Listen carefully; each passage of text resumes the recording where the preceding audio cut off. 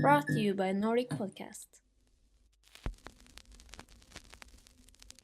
We are here today with none other than Eirik Norman Hansen. Yeah. Norman. Yeah. Norman Hansen. Yeah. So, not only are you an author, a speaker, but you call yourself also a futurist. Yeah. And it reflects a little bit in your work history. Like, I see you're like chairman of multiple like tech-based or mostly tech-based companies. Yeah. And then serial entrepreneur on the side. And now you're a speaker with multiple podcasts. The reason why I feel, okay, I needed to speak to this guy, not only because Josh, a close friend of mine, like recommended you highly, but we're entering an age of hyper technological advancement, right? We have everything from social media to AI to like it's getting to a certain degree, even the money is becoming crypto. It's getting crazy out there. But are we asking the right questions in terms of how that is impacting humans, how that is impacting users, and the future evolution of this new generation? And I feel you're the right guy to talk about this one. And that's flattering. Thank you. Yeah. So welcome, man. Welcome. Thank you. Thank you so much for having me. So honestly, let us focus first. I like to cut straight to the meat and potatoes of this. Yeah. Did you see Elon Musk's AI robot that I think he revealed like a CAD design of how he wants to reduce manual labor or the boring, quote unquote, labor that people are having with these 5 kilometers an hour walking AI robots. Yeah. It was called the Tesla bot. Tesla bots. Yeah. And like all his press conferences, it was kind of strange. There was a guy dressed up in a costume. Yeah. It was so weird. Dancing the robot, but it was obviously a dude. But you know what? I kind of admire Elon Musk on one side. Right, What do you say? right. Yeah, this On is one going to hand. be an English lesson for me as well. So No, you're doing good. You're doing good. No, but on one hand, he is kind of doing stuff that no one else has done before, and his way of thinking. Regardless of what kind of, I have no idea what kind of education that guy has, but he, you know, what we often call or refer to as have the ability to think exponentially almost. Right. Yeah. So he knows how to exploit the fact that technology is now developing in a pace which is exponential. And then what is that? How fast is exponential? Have you ever thought about that? And it's kind of hard to grasp around. But the thing is that it goes so fast, and it doesn't really matter how fast it is, but it's incredibly fast. And meaning that we can now actually set the goal to solve something that we don't have the technology for because we're going to invent it anyway. And that's kind of his idea. When he came up with the idea of making SpaceX, you know, the rocket, those rockets are the same as you read about in comic books back in the days, and people were just laughing about him because you can't do that. It's only in comic books. And now last year, he launched a rocket up in the sky, and while he was up there, he placed a electric car now going in orbit around the sun just because he could. And then landed it. And landed it, and that was the thing, right? You know, it didn't fall apart, and that's kind of a key brick for his plan to go to Mars. Exactly. And then he's also been the guy who has been very afraid of artificial intelligence, for instance. Yeah, he always speaks about the fear, the negative, the dark side of it. Exactly. And that kind of, I think, a guy like him with that much, you know, publicity around him should be more responsible for educating people. Because, at the end of the day, it is our humans' responsibility to make sure that we do stuff now in the right way, to exploit that to our best interest, for the planet's best interest. And then I thought it was really funny when he suddenly now launched the idea of making his Tesla bot. Right. The very thing he swore against, in a way, he becomes the guy to make. But looking at it, even though it's kind of still a fairy tale, and he will probably launch a robot, I have no doubt about that, because he usually ends up getting something out there. But how smart it will be, how how useful it will be, that's a different question. Oftentimes, these kinds of robots, very human-looking robots, have a tendency to be more kind of a stunt, fun thing than something really useful. Right. More of entertainment than a tool. Exactly. Like I told you just before we went online that I brought one of the first peppers to Norway, which is a humanoid robot. It's Tesla Bot's little brother, a premature little brother. And everyone was so impressed because he could talk and he could understand at least some of the stuff I was telling him. And he could move a little bit around. He could do some songs and he could help you find stuff online. That was basically it. He couldn't grasp. He couldn't do anything, and people were so impressed. It was a basic robot. It was like a toy. Yeah, and then his idea of inventing a robot that will do all the dirty work for people, because that's a term within robotics. When you really talk to people working with robotics, they often refer to the 3Ds, and I'm now desperately trying to remember what all of them are. But it's dirty work, dangerous work, and dull work, I think. Like dull, repetitive. Yeah, exactly. Okay. Yeah. And because so dirty work would be, for example, sewage. No, dangerous. Sorry, dangerous. Yeah, okay. Dangerous. Yeah, dirty work. Yeah, exactly. And then dangerous would be power lines. Exactly. And then boring, like factory, repetitive work. Exactly. Okay. Yeah. Okay. And most robots nowadays are robots that we use in production in some way. Like car manufacturer. Right. Basically been robotized for years. Yeah. And within medicine, huge development within medicine where they use robots to do really extremely dangerous and precision but also repetitive. Repetitive patterns, right. Hard word. So and he wants to kind of put in the human dimension as well. This guy is going to talk, he's going to be social in some way, he's going to be nice, and he always has to say that, well, and hopefully he will not attack you, and if he will make him weak so you can at least run from him. Two questions arise, right? Number one, the age-old question of what happens to the people who lose the jobs of these robots, right?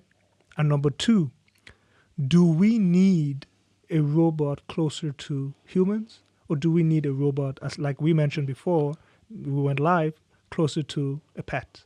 Yeah, and that's let's start with the last question, because a very, very brilliant woman, she has a PhD in robotics and I think it's human and robotics relations or something like that. A woman called Kate Darling. She's a professor at MIT and CERN, I think, in Switzerland. And she claims, she just published a book called The New Breed, and she claims that we need to stop looking at robots as humans and start to look at them as pets or animals, because robots are meant to be something that we could use to support us, to make us, like, don't have to do dangerous work, don't have to do repetitive work. We don't have to, they can help us perform better. They can help us do stuff instead of replacing us. Exactly. And the fact is that most robots today, no robots have really kind of challenged humans in intellectual way. And the whole idea of robots being more human-like is very much based on the pop culture and science fiction, and that's why that's most people's references when we talk about robots is from that. Of course, area. Terminator, I Am Legend. Yeah, and that's that's the scary thing, because just before Christmas last year, I did a talk on technology and future somewhere, and a guy approached me, and he was, I guess, in his late 50s. Early 60s, CEO of a company in Norway, somewhere, don't remember where. And he said to me, you know what, we need to be careful with that AI and robots, because remember how it went in Terminator? And I was like, seriously? His fear was based on a bad science fiction movie from the 80s. I don't know about bad, but I get it. Yeah, but I mean, that was cool. It was cool. It's tremendously cool. I love the movie. Skynet, I get it. Yeah, but I mean, looking at it now, compared to movies you can make today, it's pretty shitty. And that was his kind of knowledge reference about robots. Right. Yeah. So I think that, we will have people, or I'm not so sure. Maybe for a short period of time, because we do have work groups now that will be, lose their jobs because of computers and artificial intelligence and robots, and in some areas that will happen quite quickly. But on the other hand, that's a problem we can solve. I mean, we have a few people that will be affected by that, and then we can change. We should change, and we should have changed it way ago. Right. The educational system, what we educate people to, Right. because there's a lot of work that we know will disappear. Exactly. But going forward, I mean, if you look a little bit further than that, we will fix that. And a lot of people, someone needs to take care of the robots as well. Exactly. So the work labor force, you're saying, basically would shift from the 3Ds, which is dangerous, dirty, and dull, so boring, monotonous, over to the maintenance of whatever it is, the replacement. So maintenance of maybe the robots, of the and softwares, development of right. Right.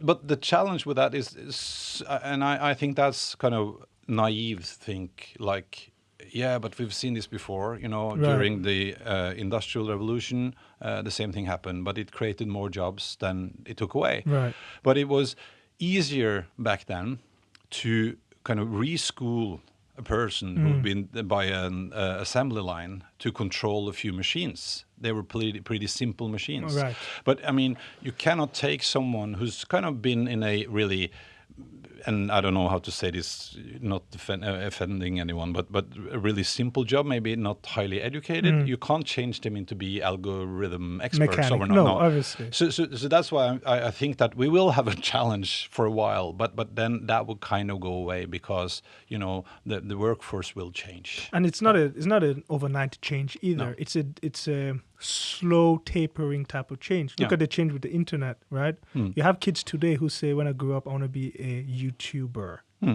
What? But, because the internet didn't, even though it came overnight, the change didn't happen overnight. And I feel it would be the same. But the second question, or the third question that arises now is, with this change, how will the human population react? Would it be an increase or a decline? Will it have an impact at all? Because that also within itself is directly correlated to wealth, to means of, obviously reproduction is correlated to wealth. You have in third world countries a higher reproduction curve due to healthcare, due to how many survive at birth, due to labor force. So would this basically aid the age-old question of, are we overpopulated? Will it help us curve that? Or will it accelerate the overpopulation due to the fact that, these robots are doing everything for us? We have so much extra income. Do you remember the movie, the small little robot guy? Not iRobot. What was it? Wall-E. Yeah. Right. And I kind of forgot about that movie until I saw it again a few years ago. And it was probably a bit, early for its time. Because no one really remembers. Everyone remembers the cute little robot. He was bored and he was lonely. But no one remembers the ending. And that's the world that you're talking about now. I don't remember the ending. No, exactly, because he finds the people. The people are still there, but they're just floating around on beds. Robots and computers are doing all the work. So people haven't been out. They're not even able to walk anymore. They're fed. Everything's just done for them. And they are tremendously bored. And then so they kind of remember that, it was good to be out in the woods, and then they start to kind of reappear in the world. And I think that's kind of the answer, because as humans, we are driven by doing things, So it may be nice to do nothing for a while, but then I guess we would start to be quite bored. And we would like to do stuff. Maybe we can use computers and robots to do part of our job. Maybe I don't have to work 40 or 50 or 60 hours a week. Maybe I can create the same value that I do today, working only 15 hours a week. And then I can go, trips in the woods and climb a mountain and do other stuff and think. But the answer to your question, I don't know the answer to your question, because, people are doing tons of research on this, the development of populations. And one, I mean, we have so many challenges right now. We've just been hit by this, the new environmental report a few weeks ago, which was, I think, for most people, quite scary. And for us up here in North, in a wealthy country, it's hard to understand how tough it is. I mean, yeah, because geographically, Norway is situated in one of the safest locations. Exactly. The nearest continental plate for earthquakes or volcanoes is like Iceland. Yeah. You know, high altitude, so floods and all these things, really low chance. Cool climate, so you're not going to get, cool weather, so you're not going to get the heat waves that will cause harsh storms.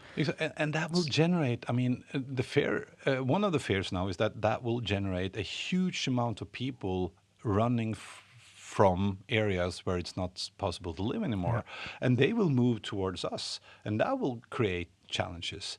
Another important aspect here is that we are so wealthy, and it's easy for us to say that we need to cut down on consumption, and we need to, I mean, yeah, we could do that and it wouldn't really harm me at all. But a lot of the stuff that I consume today is created in other parts of the world, and they rely on that production to have some kind of income and some kind of standard, and they're still developing.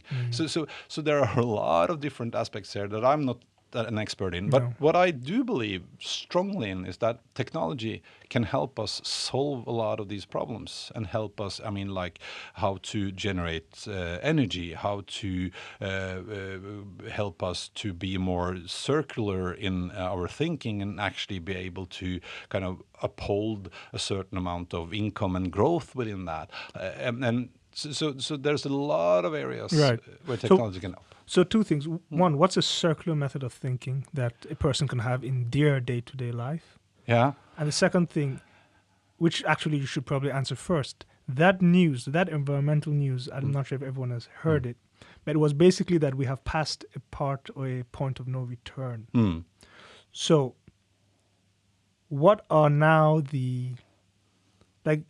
should we be hopeless? Okay, we're past the point of no return. There's no reason to have this circular thinking. No, right?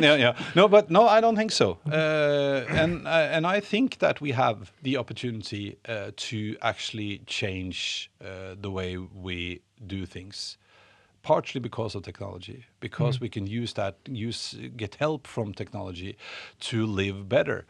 What we need to change, and there's a lot of things that we need to change, of course, but it's also kind of that, when I studied economy, the main focus was to do things more efficiently so we can have a bigger profit. Everything was about, profit margins and maximizing that margin. Now I think that we have to look at the world in a different way and start to think about, profit optimization in a way. Maybe the profit that I generate should be some kind of, I need some money to live, then I need to spend some money to actually make sure that we don't pollute that much, and I need to spend some money on, various things, because we kind of fucked up on a few areas. On a lot, honestly. And that's the thing. We have people who will grow up in a world where the environment will be chaos and everything will be digitalized.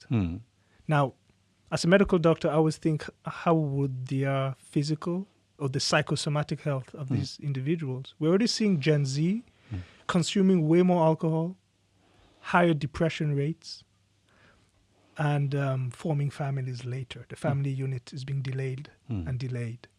And a lot of people say, it's being delayed due to their career choices. But then the correlation is kind of missing when we say, okay, we have more entrepreneurs today than ever. Influencers, YouTubers. I mean, career choice.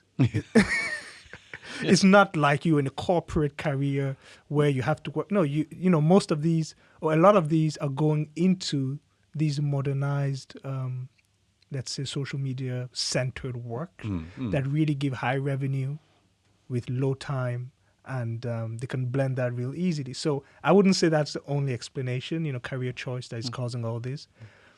But it would be dumb to say it's not tech. It would be really dumb to say technology is not playing a role in this. So that is my worry as a medical doctor and even as a person who comes from religious backgrounds that feel, okay, are we shooting ourselves in the foot as a generation or as a species or whatever we want to call ourselves when it comes to increasing technology more rapidly than we can increase social or spiritual education?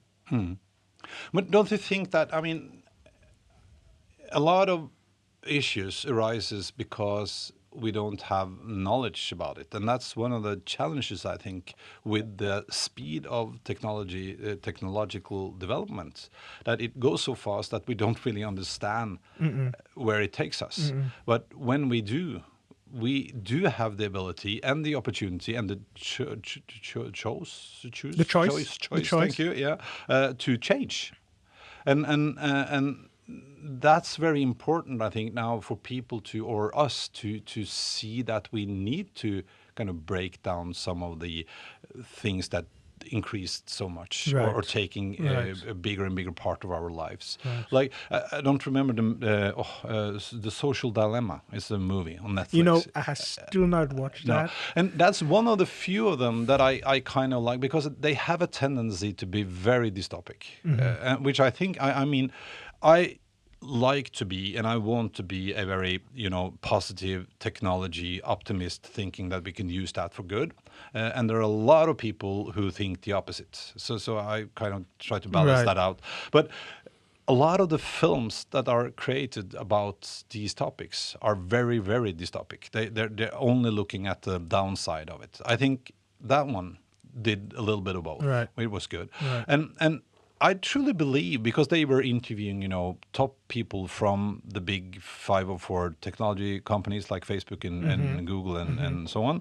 And all of them said that our intention was never to be bad. But they didn't really understand where this was going. And then again... But, sorry, do you really think they didn't understand where this was going? I don't believe that. No, I don't believe you can code an app based on their dopamine response reactions, like notification. The fact that you coded notifications means you know exactly where this is going. It's based on the dopamine feedback. But definitely. I think that they knew that. But I don't think that they knew everything else, because in addition to the simple kind of gamification techniques that we use, they had all these the algorithms that they made based on what you were doing, the insight and knowledge that amplified, in addition to just, I mean, if it was just the notifications, we probably, most of us, would have coped with that. That would have been okay. But it was everything else, changing the outcome of a election. I don't really think that they understood that at that point. They should have understood it going forward, but they didn't. But anyways, I know that's a very strong point you're making, because the same thing, I mean, you said it very well in the beginning. You go like, we are raising even kids for jobs that are not existing yet. We are building rockets, or at least planning to, with technology that hasn't existed yet. So the same way we will understand that problems that aren't existing will exist based on these new findings, products, technological advancements. We do not know how elections will be moved or swayed when everyone has their own AI robot. We do not know how, if voting goes and start, because now there's this discussion about voting on the blockchain. Because blockchain technology is taking off and it's like one of the safest. And now they were like, okay, it can't be tampered with. Let's vote on the blockchain. We do not know what that will bring. What problems, what new issues. But maybe I have to watch the Social Dilemma and really see, because it's like, I feel that getting to a $1 trillion company like Facebook is, or Google, it can't be only luck. No. A lot of these things is because they do have psychologists working on the team, psychiatrists. They do have medical staff that understand neuroscience and the reward centers and decode accordingly.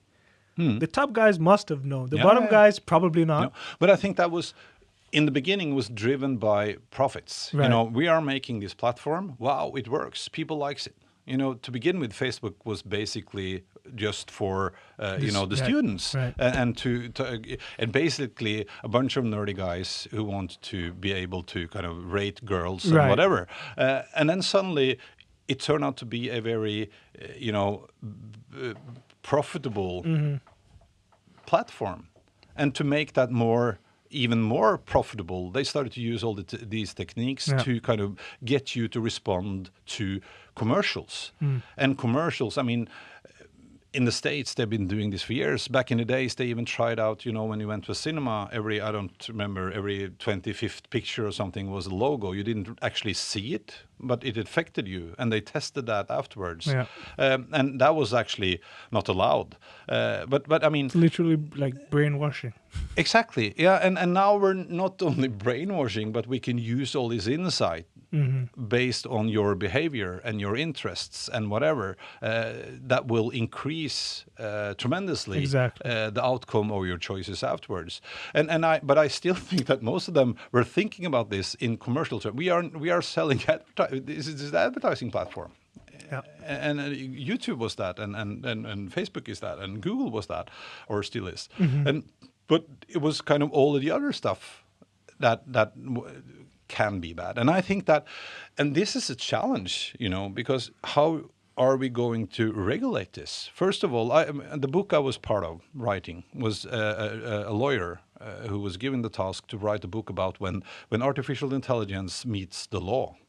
And it was in terms of not taking over the law, even though I read a prediction now that within 2025, I think it was 27 maybe, we will have the first AI-based judge. Who will actually, and I feel a little detour now, but I don't fear that, because if that's done properly and you use that for simple cases, which is within the law. Either you drove too fast or you didn't drive too fast, or that's efficient. We don't. Do you think that would work? I don't. Yeah, I think so. Because let's paint a scenario. You're the judge, right? You're the robot AI judge. Let's say I drove too fast and I'm in court right now, and I say my wife was at home and she called me and she was going into labor, or whatever emergency, the house was on fire and she was stuck on the second floor. I had to. Yeah. A human judge might understand. Yeah. An AI judge might be like, pay the fine. Yeah. But then you have the ability, in court, right, to what do you say? To overrule. Not overrule, but okay. I'm anke. You say in Norwegian. Appeal. Thank you. Yeah. Right. Or the robot will say, well, okay, I can't be 100% sure, so I'll leave this case to a human judge. Okay. Yeah, next case. Okay. Yeah, I was driving too fast. Yeah, do you have any good excuses? No, fine. Okay. You see? So that's the thing. And there are a bunch of problems. And the biggest problem we have right now with AI is oftentimes, especially when dealing with, situations where you are supposed to treat people equally.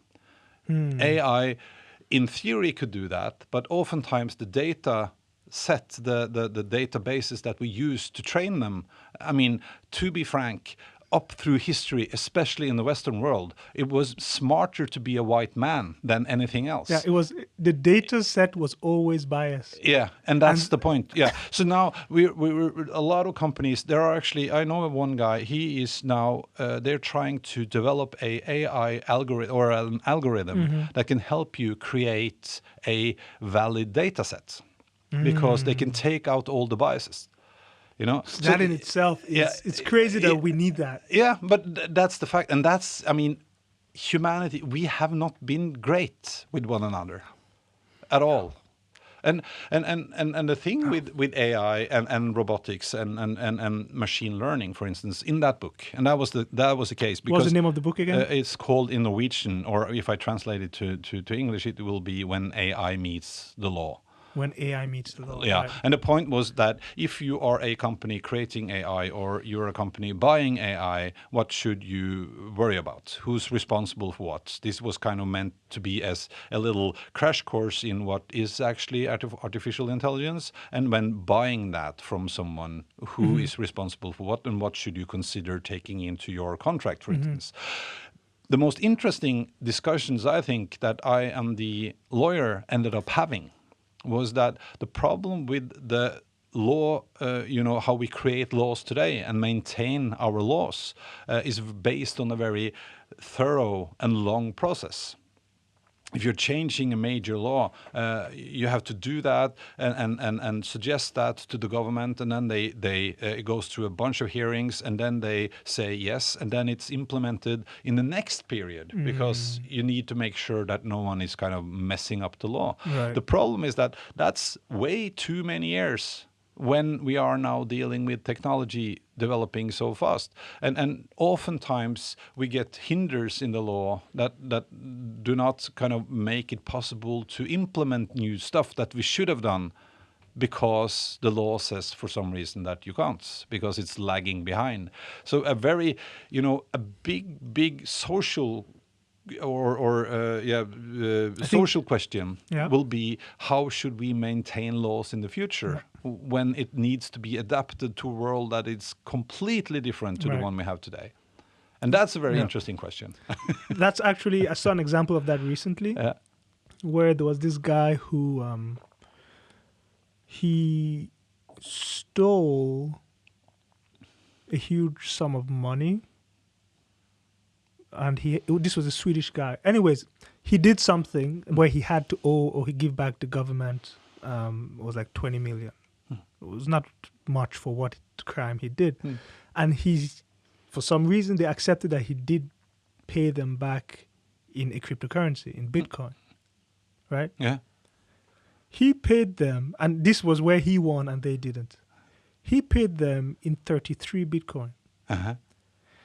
The currency appreciated so much between the time the case closed that because the government said pay them in X amount of fiat currency and he paid in 33 Bitcoin, now they owe him like 1.5 million pounds. Yeah. And they were like, this is a perfect example of how the law is not tailored to how quick technology is moving. Exactly. Because we are basically owing this guy more money than him, and he's the criminal. Yeah. Yeah. Because of a mistake on our part. Yeah, and that's one thing. And my other point with that was that I think that we need, going forward, because of all the technology, we need to have some kind of, global agreements and regulations. And this is a very kind of it's a contradiction towards, the free trade and freedom of choice and not governmental regulated. But in some areas now we need to be regulating stuff much, much harder, I think, like the GDPR in Europe, which is a headache for American companies. But we need that in Europe, and it's a shame that we do, because it basically, because there will always be someone trying to exploit stuff if it's not in the law that's not allowed. I remember I worked a very short period of time when I was right out of studies at law firm. In the IT department, very strange role at that point, very fun. But we had this discussion because internet was at that point just starting to be commercialized. It was just starting to be, issues rising because of web pages and liabilities and ownership of content and stuff like that. And I was discussing this with one of the partners, and she was an expert in marketing law. And she said, but, there are no laws regulating this right now. But that will come because someone will try to exploit it. Right. So we need to kind of, it must not be illegal. Right. And that was the same reason she said that, when the marketing law came, that was because it was not written anywhere that you could not lie. So people lying. I mean, back in the days when the Norwegian cigarette brand Blue Master, I think it was called, they had top athletes standing on the skaters were taking cigarettes before start, and you need to open your lungs to perform well. Oh my God! Because it was not said somewhere that you are not allowed to do that. So. They had to make laws to stop us because we are kind of shitty in a way. People have confirmation bias. And people, there was this quote I read recently. The lowest form of knowledge is opinion, because it holds no accountability and it requires no effort to gather that information you just spat out. Opinion. And people are relying more and more on their opinion. Well, that's my opinion. It's easy to have one. It's the lowest form of knowledge. Yeah, and then you have the challenge again with like, for instance, social media. If I have an opinion about something, maybe something I don't know, thought about myself. I think that the environmental issue is just bullshit because, something. And I can spread that word around the world, and you get, my little group, and I get followers, and echo chambers, and here you go, and that's a big issue, and that's back to what you were saying. Yes, we could vote on using blockchain to make sure that I'm me and my vote goes to the right place, but then again, in theory, the perfect democracy would be to always ask everyone about their opinion. I'm not sure if that's such a good idea, because the most of us have no clue what we're talking about. So that's, so that's a challenge also. So in one hand, and that's probably on going back to what you asked about, since we've strived towards, a free world where I could choose, it's up to me to kind of succeed. I should be allowed to do almost whatever I wanted to. Technology allows me to do that now. I can, everything was just about growing, making a bigger profit. Then suddenly you get to a point where, too much freedom might be a problem. Because now we see a tendency, the richest people in the world, they are fewer and fewer, and they control, 80% of the world. Oh, it's like the 1 percentile now controls over 90% of the world's money. And that's is that fair?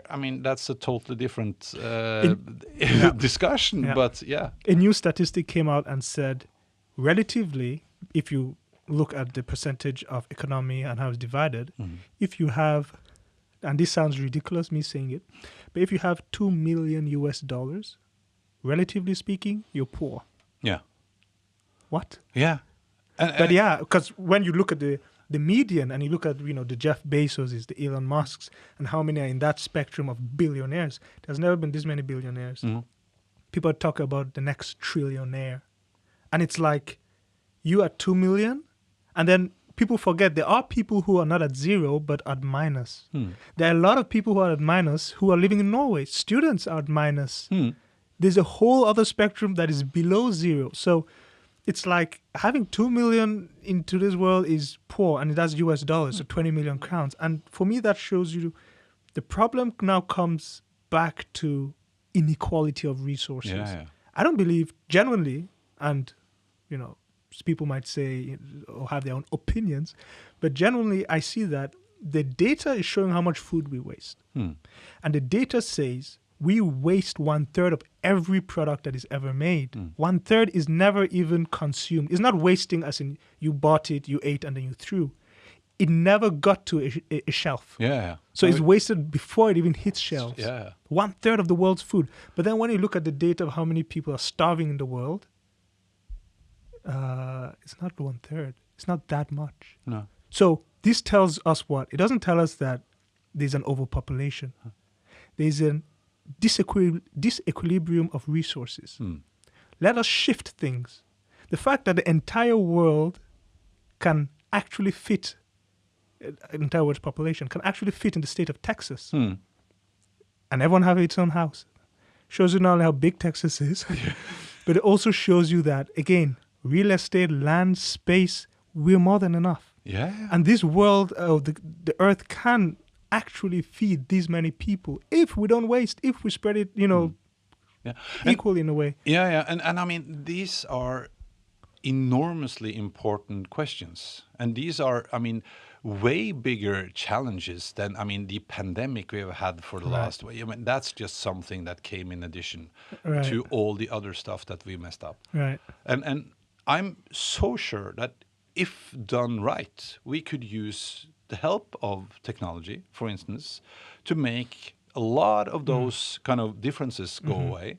But then again, I'm not sure how, but a lot of it's also kind of part of how we have developed as a species, and especially it's so easy for us sitting here now on a Saturday night in a beautiful office, and I mean, we To be tribal. but we have everything. Yeah. And it's so easy to say that, I can save, so I don't need to. No, you don't need anything. Right. There's a bunch of people in the world, they don't have nothing, and they're still probably much happier than we are. They actually are statistically. Yeah, I know. When it comes to the happiness index, it's strange how depression is increasing, and suicide rates in first world countries, Scandinavia and Japan, where, has a higher wealth index per capita. It's almost like there's a correlation between depression and material wealth. Yeah, and then but as you were touching in on earlier, because of all, and I think that here there are obvious areas where technology kind of is a disadvantage, like the social media world, because showing off has become very important, or at least not showing that you're not good, that you don't have the right stuff, that you, I mean, and when it's so transparent in a way, that could be very, very dangerous. And just imagine how that makes people feel. It's easy. I mean, I'm a grown-up man. I've been around for a while. I can handle stuff. But if you're not, I remember I got chipped. Chipped? Yeah, I Like have a chip? a chip. I have 3 microchips in my hand. Really? Right now? Yeah. I can show you afterwards. But anyways, Wait. I've never met a guy with a microchip. no, I have 3 microchips. So who put them? Where are they? And what are they broadcasting right now? Yeah, they're not broadcasting anything. Are you sure? Yeah, I'm very sure, because that technology doesn't work that way. Okay. It's the same. It's an NFC technology, near field communications, like the one you have in your access card. And you probably have your access card in your wallet or in your pocket or whatever, and you're not afraid that will, able anyone to track you. Right. So it's the same thing. And the important thing about this joining that project, because it's a guy in Sweden that runs a project. It's a company called Disrupt Submersibles, I think. And they working with a health cluster just outside Stockholm, together with Karolinska hospital. Wow. Serious Karolinska stuff. is huge. Yeah. And they have now been doing a proper, organized, controlled research for over a year to see if they can use implants to monitor temperature. And what they are trying to do is to make something that can be inserted into your body to provide health care to areas, for instance, in the world that don't have access to doctors like we do on every corner. Or if you have some kind of disease that needs to be or controlled or monitored. Constantly. Yeah. Diabetes might fall into that. Yeah, definitely. And then if you start to combine, like if you have something that could measure your pulse, your temperature, and your, I don't know, something else. Oxygen levels, maybe. Then COPD. Yeah, and then you just tap you tap your chip once a day. It uploads the data to a platform, and then they can constantly monitor. It could be AI based, so it will know your vitals and your normal. Can you demonstrate? Yeah, because what I have, and this is just a prototype. Right. Yeah. So I don't know if it was a bit darker, we could probably see, but it actually. So you're tapping your phone. Yeah, on your and it left. has a light on it, so you see if it was darker, it would see the light. And now it accessed my phone, and I can go into my webpage. I cannot believe I just saw that. So basically, you have a chip. Can you turn off the light just for 2 seconds? We could, let's do that. Let's do that. If you can. Just because that's pretty we're funny. we're gonna turn off because the now lights. you can see on the camera, right? Because now when I take it over, you will, you can see there. So you're tapping the phone, and then you you can get see a it lights notification. through my skin. Wow, your skin is lighting. Yeah, so that's pretty cool. So, but that was just, and the way that technology works is. Wow. Cool, right? Like, and I'll get back to the reason I mentioned it. I don't think we should skip it that fast, because No. I don't think people understand what we just witnessed. No. We witnessed a guy tap a phone on his wrist and get a notification on his phone with his basically a business card. It was a Google Chrome website. Yeah, it's my contact page. And the way That's so cool. the way NFC works is that it's passive. There's no battery in here. So Right. so now there's no power in my chip. I mean, when you have your access card, there's no power in your access No. card. But when I put it in, and inside almost every phone now, there's a NFC reader. And when you put that, or by the door Right. when you're accessing somewhere, there's an induction effect appearing. It's induction Yeah. tech So then that will generate enough energy in the chip to activate. to activate and access the data. So what they were trying to do with this one was that if we could put a little light on it, and we were able to make that light, we could see that it was actually generating enough power to run a sensor, for instance. That's insane. So that's pretty cool. But the point was that when I got that, and I wrote about it, and NRK here in Norway, they picked that up. So they want me to be a guest blogger on they have a NRK beta webpage, which is kind of, all new tech stuff. And they told me that, and I said, yeah, sure. And I was on the radio and I was on TV and showing off actually. Yeah, it's I mean, quite- you it's are quite a good. cyborg. Yeah, exactly. By yeah, you are a cyborg. And then, but the fun thing was that then I had 3 different if I was to categorize the people who responded to that, Okay. and it was a bunch of people on the NRK webpage. Most of them were, they were intrigued. They thought it was cool, interesting. A lot of them said, "Wow, I would never do that." But Right. yeah. So I mean, and that's totally okay. Then you had the trolls, which was kind of fascinating. Okay. Because they were so angry. Anger. Yeah, anger. Lots and lots of anger. And you at what? Yeah, me especially, because and it was like, you stupid moron, and what he was basically saying was that, wow, I would never have done that.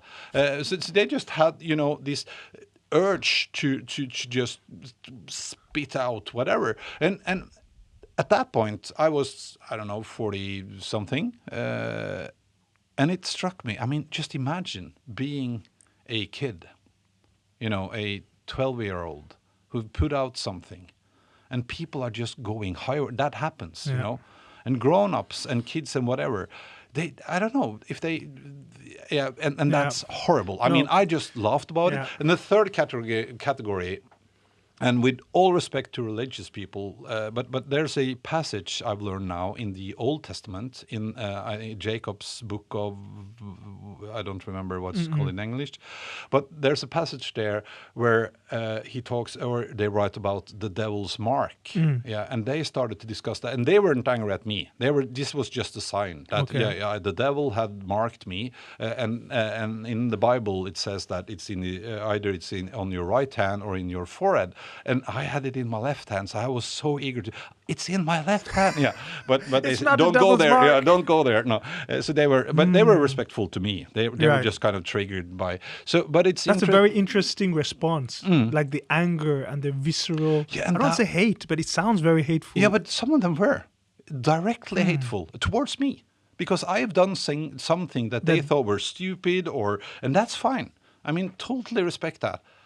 Like my wife, I didn't dare to tell her because I didn't plan to get my first chip, and I got home from Sweden. Honey, I got chipped. Yeah, because I wrote about it and I had to tell her. And she's a nurse. She's a nurse and she's a scientist. She does research on heart diseases Wow. at Ullevål Sykehus Hospital here in Yeah. Norway. And she just looked at me. I said, "You moron." Which I thought was, but now it's cool because. But wait. Yeah. How does it differ? The reaction you get online versus in person. Do you ever get that visceral hate when you show people in person? No, never noticed that. No, never, not in the same way. And I think that's pretty, the trolls, Right. as we like to call them.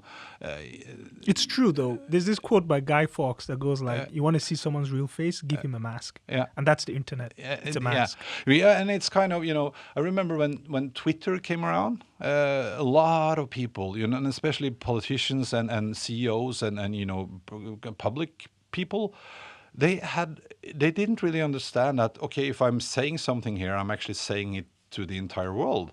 So they said a lot of stupid stuff, and they were confronted by that. And they were picked up by the newspaper, and the CEO of blah blah blah said, "Yeah, but I said it as a private person." Well, there's not such thing as a private. Yeah, but I think it's kind of the same feeling you have when you're driving a car, and you think that everyone else is stupid in traffic. I'm the best driver in the world, and I also sometimes kind of get surprised of myself how angry I can be, and I'm sitting there in the car shouting, probably because I think that no one can see me or hear me. Maybe it's the same thing. That's a good analogy. Yeah, and also, I mean, a lot of there was a period when the trolling became kind of a thing. There was a TV guy, I think I don't remember, doesn't matter. They started to figure out who these people were, and they met up at their house and rang their door and were standing, "Hey, are you angry guy 47?" Wow. Yeah. And then, of course, they were, "Oh, no, I didn't mean it like that." Yeah, so I think it's a lot of psychology going on there. Yeah. That but it was strange. And my point was, my point was, first of all, I really understand, as we talked about, how hard it can be for people if you're not kind of prepared for that. And you're sitting there minding your own stuff, just putting out a picture of yourself, having a good time. And then for some reason, someone just, you ugly. I mean, people can be quite harsh, quite bad. Right. Yeah. And is that anonymity that they feel they have, or like you said in the car, they feel that they get that layer of protection and they will never behave like that in person. No, and then, I mean, the fascinating thing then about going back to technology is that it would not be hard to make some kind of thing that either just deleted it if you're not behaving, or it could actually, sometimes this is not legal. It could just send it automatically to the police. For some reason, we don't do that. I mean, it would be no problem. The technology we have today, for instance, like we were talking about driving a car, and if you're driving too fast, why don't we just make now a system where your car cannot go faster? Right. Technologically speaking, would not be a problem. If the sign says 70, you can push down your pedal as hard as you can. It won't go faster than 70. And if you, for some reason, break the law, that could just go straight in, pull the fee from your account, because that's possible. But then we're moving into kind of this surveillance society. Do we want that? Free will. Yeah, but then again, if your free will is to kind of hurt others or do dangerous stuff, is that a good thing for society? Maybe not. That's a good question arising. Yeah. Is free will worth it if used for bad? Yeah. And we're entering realm of dictatorship, so this is my forte. I really like the dictator because I have looked at how a lot of dictators have ruled their kingdoms, countries, or their part of the world. I would consider Alexander the Great even one, because you do not take over 90% of the known world and not be a dictator. It's just that, and one thing that is in common is, I would say almost all of them, in their heart, felt they were doing what's good for their people. Even Genghis Khan felt deep inside, this is better. This is better for you guys. This is better for the people. And then we enter a very subjective and dangerous territory where the person deciding what the margins of free will is obviously a flawed human that could wake up with a bad day, or we could wake up and has a bad day and just moves that marker a little bit closer or further. And then it becomes like, no, perhaps we should let people do even what's bad and keep free will, because at the end of the day, it's their soul, it's their bidding, it's their error, and that punishment is needed. That punishment, that, let's call it, accountability that comes after, is actually what's needed. Society needs it to be in place, because you cannot govern a country or a population or whatever without justice. And removing accountability is removing justice. Removing people's ability to not only make mistakes, but I know this sounds weird, but removing people's ability of free will to do crime is removing justice from taking place. Yeah. So then, it shifts. Yeah, definitely. And I mean, I'm a true believer in free will, Right, and I'm of course, a true, of course. yeah. But it's interesting to see sometimes that it's not always always easy for us to do the right things. It's not. It's not. And that is why, and you said it in the beginning, education. Yeah. We have to go there. Yeah. And it's overlooked. We have innovated in every field. The classrooms look the same 200 years ago than they do today. Why aren't we innovating there? Even technologically, we could innovate better. With the corona crisis, we obviously saw that a lot of at-home schoolings was done through Zoom or whatnot. But the classroom, the structure, the basic structure of school is so lacking in curriculum and methods. Yeah, but I and now you're talking about things that I'm really interested in, because I don't have the answer, even though I love technology. I think that technology, and I truly believe that technology can be used for good. And if we are doing it the right way, Absolutely. that will benefit all of Absolutely. us. There are a bunch of challenges, but mostly on the human side. It's very, very seldom it's the technology itself which is the problem. It's the way we treat it or use it for various reasons. And going back to education, I mean, what we have today is the ability, we could make a AI-based, a artificial-based platform that we're monitoring from the first day you started at school or in kindergarten. And you could constantly learn what you were doing, what you're good at, what you're not so good at, what we should and how we should use how we should educate you to be better at what you're not good at. Maybe after a while it would be easier to use that platform to give you the right challenges to make you even better at what you're great at. It could end up being the platform that showed you what you should be doing with your life, Exactly. where your talents were, but also making you aware of what you're not so intuitively good at. And basically what that would mean is that we could automate a lot of the teaching where you don't need a teacher to follow you up. But on the areas where you really need to sit down with someone, the teacher could have a much better understanding of you as a person and what we should focus on when we talk together, how I could help you become better. Today, a lot of teachers, like you say, the classroom is the same, the amount of students are the same, the ratio between the number of students and the teacher is sometimes, they don't have a chance. They just have to stick to a standardized kind of curriculum and a platform to teach after because they don't have time to do all the other stuff. The same with healthcare. My father, he was just hospitalized, and since it was a absolute crisis, he was in in intensive care where it's a one-on-one ratio. There's actually a nurse sitting in the room taking care of just him. That's her job or his job during the entire day. But most of the time when you are in the hospital, you're just lying there and the nurses and the people working there and the doctors, they're just running through because they have a bunch of people. And using then technology to take care of, maybe 80% of them are pretty basic stuff. It's serious, but it's pretty basic. We don't need to the machines can fix most of it. Then we could have people actually being people. Nurses actually being nurses. Doctors having time to sit down on your bedside and talk to you about the things you're anxious about. Freeing your time. So I think if we could use technology and we could educate people to understand that this is not dangerous. Yes, it's a huge responsibility that we have as humankind to make sure that we do this the right way.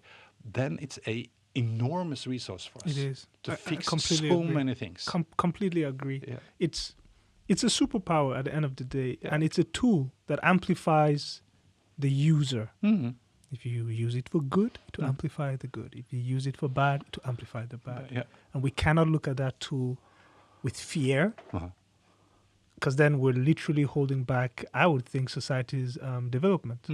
We need to also develop in power, because the whole fact that you need virtue, you need morality to use the tool called technology for good, shows you that, hey, the problem is with us. It's not with the tool. No. So we need to educate these morality and virtues in people. And oftentimes, and I think that's step one, because demystifying a lot of the technology that are developed today that people fear, and mostly because they lack knowledge about it. And not everyone needs to be experts, but knowing enough to say, okay, yeah, that's good, and you take care of that and do it the right way, that's good. Like for instance, doctors, because one obvious area to start using algorithms and picture analysis was within Dermatology? Yeah, and also for I don't know the proper word probably, but analyzing X-rays for breast cancer. radiology Yeah, and breast cancer was Okay. the first thing they did. And doctors were no, we need to do that. We need a human trained eye, and even doctors knew that we were taking, there's a bunch of cases that I don't see, that I don't understand, and we do a lot of errors. Yeah. And then we started to do this. Today, I think that within breast cancer especially, analyzing the pictures, no person is the first responder almost. Most of the diagnoses are set by computers. It's only, the few cases where the computers are not sure, Right. they will hand that to the doctor. And the thing is that most doctors also think that that's much more interesting. This is a hard case. Right. All the obvious ones is like, yeah, cancer, Right. not cancer, not cancer, cancer. Right. Let the computer do that, because then you can use your expertise Right. as a person together with the computer, teach that. And You have a really good point, because now I'm thinking, we absolutely could use AI and scientific intelligence or repetitive with pictures for CTs, for X-rays, for ECGs, EKGs for the heart. Yeah. All these things, honestly, yeah, but they do that already. could already be done. Yeah. Yeah. So they do that okay. already, meaning that doctors Wow. and nurses and people working in healthcare now get more time to do more important To stuff. focus on the patient. Focus on the patient, focus on other things. And we see the same thing. I remember when I studied economy, as I said, and a lot of the people I studied with, this was back in the mid-90s, their biggest dream was to be a currency trader. Currency trader, like Yeah, Forex? Yeah, Forex. Yeah, but no, there were financial institution. We were buying and selling currency. That was a big thing. Okay. People were doing that. And it was stupidly paid well-paid job. The same with stock analytics and Right. traders. Yeah, top-paid job. Right. No one does that anymore. No. Currency trading is done by computers altogether. It's years ago. No one.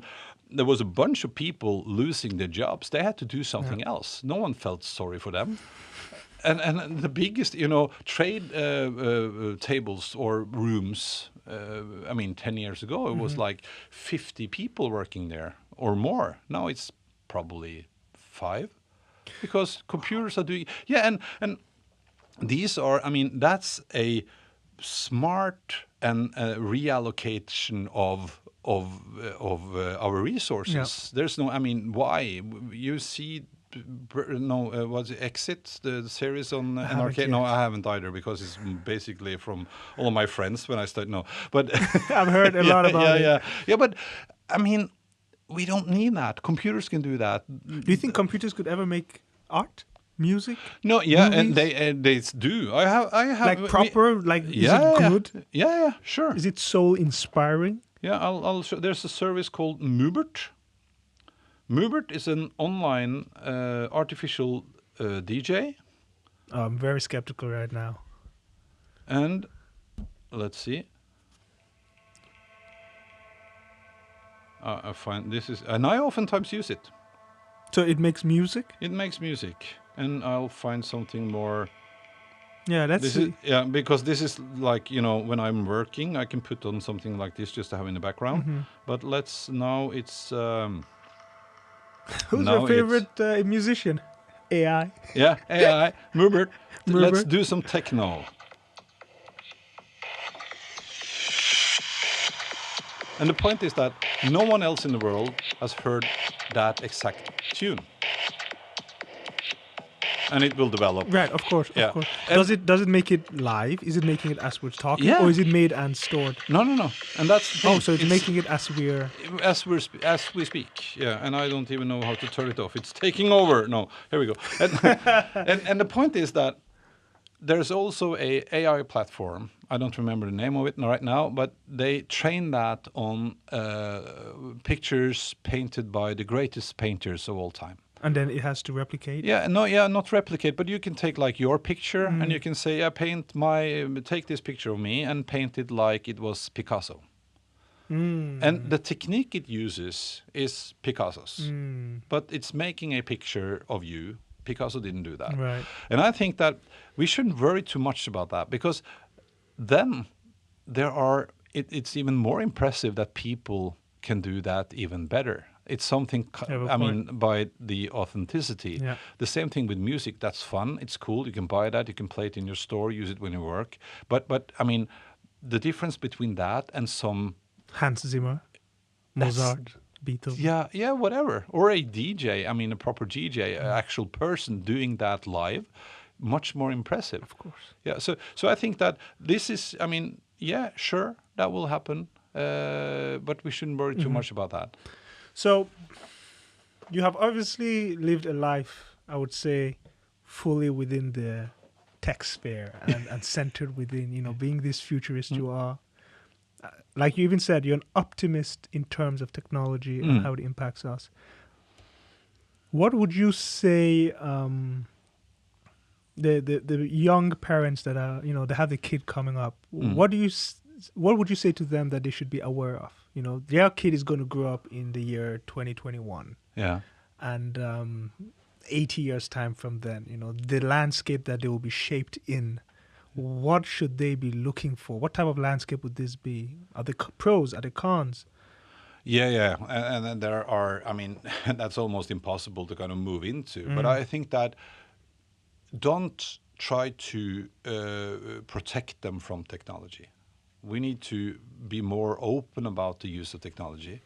I remember when my kids were small. I have 3 of them now, and we were, they were not allowed to sit in their room when they were small with a closed door on a computer. If you are going to be on a computer, be here in the living room, because it's something that if something happens, you can easily, watch a movie or see pictures or end up somewhere that you shouldn't be. And then it's kind of good to talk about that. Right. And I think that it's and also very so don't protect them too much in terms of the usage. I'm not sure, and there's a lot of contradicting research showing that use the screens as much as you can. It will make you smarter. On the other hand, if you use screen too much, you'll get I don't know. I've read some studies on that. Yeah, but we need to be open and willing and curious and motivate them to kind of understand what this is actually about. And we need to, the biggest issue, at least problem today, is that a lot of parents on my age and even younger, they have no clue what's going on. So they are actually a bigger problem. It's not the kids' fault that they kind of stumble up on something. So and then in terms of what you should look for going forward, motivate them to be curious, to kind of look into coding and understand the usage of technology. Talk about the possibilities, but also about the downsides and the responsibility, because this is a huge responsibility we have. Getting access to everything, being able to publish, being able to respond. So it's kind of a new kind of I don't know, folkeskikk, what do you call that? Behavior. Okay. Like before being polite. Right. We Manners. learn, manners. Okay. Yeah, we need a new skill set of manners, because there are so many other areas that we need to kind of behave in. You have a point, because with each new technological advancement, a new platform has been created, and with that comes, as you said, a new set of manners or rules of these manners. Yeah. So I mean, we have to live with this. Yeah. And the problem again, or the challenge again, is that it goes so fast. It's difficult to understand where to start. But I don't think a good solution will be to, I mean, you're not allowed, you shouldn't do that, you shouldn't do that. That's not a good idea. But the biggest problem again is that parents themselves, they don't know. They need to catch up. Yeah, they need to catch up. I remember when my kid, I think it was the middle one, she was in, I don't know, 5th grade or something. And we were having a parents meeting in her class. And the question came up with someone who asked about the rating of movies, because in some homes they were allowed to watch whatever they liked. In other homes we tried to be like, you know, this is not a movie for you. But they just went there, and we wanted everyone to kind of respect that. I don't care what you do when my kid is not there, but when my kid is there, we should kind of follow the simple rules. And then by coincidence, not by coincidence, but on the wall in the classroom, there was a painting of trying to remember one war game from PlayStation. God of War? No, another one. COD. Call of Duty. Call of Duty. And I mean, these were kids, the 5th grade. Call of Duty were 18 plus rated. I played Call of Duty. I had a PlayStation, and then just by curiosity, I asked, "Have anyone of your kids playing that game?" And yeah, I think so. It's just a computer game. Have you ever watched it when they're playing? No, but it's just a But yeah, I won't say anything. But just watch it. Just go down there, go into your kids' room when they're playing it, and just watch it. And the day after, 3 parents called me and were like, yeah, "Wow, we had no idea. This is like a movie. He's running around slitting people's throats with a knife, and the blood is splattering all over. Yeah, and you should try, because when he does that, the controller is actually haptic feedback. Yeah, so he can feel that that person is dying." And they were like, they didn't know. And that's the challenge, because we don't know. They don't know. So we need to learn more about what's going on, and our kids need to understand that they have a responsibility. And this is hard stuff. This is really hard stuff. But we need to understand that. I think a lot of people will benefit from following your journey and listening to your point of view when it comes to the ever-moving tale that is technology. Where can people follow you? Where can people... They can follow my... I'm pretty active on Facebook, which is, for us grown-ups. That's where we are. Yeah. Even though it still shows that kids are still there, but they're not posting. No, but they can do that. On LinkedIn, I try to be a bit more active. I'm also now in the process of brushing up my webpage at eiriknorman.no. I try to publish some stuff there. And my podcast. I have a podcast called 30 Minutes into the Future, eller 30 minutter inn i fremtiden, in Norwegian. And where I have guests every week talking about the future. I love the sound of that. It was a pleasure. I think I've learned more in this last 1 hour about tech than the past 2 years. Thank you. It has really been awesome. And we'd love to have you back. You have any closing words? No, yeah. Feel free to. Yeah, and thank you for having me. And I would love to be back. And I mean, again, yes, there are a bunch of stuff that we need to be aware of. There are a bunch of things that are important, and tech can be used for bad. But I think it's our responsibility to make sure that we do the best we can to use tech in the best way. Amazing. Accountability. Yeah. I love that. Yeah. Thank you very much, Eirik Norman Hansen. Thank you for having me. And we'll most likely continue this conversation off camera. Thank you, guys. Thank you.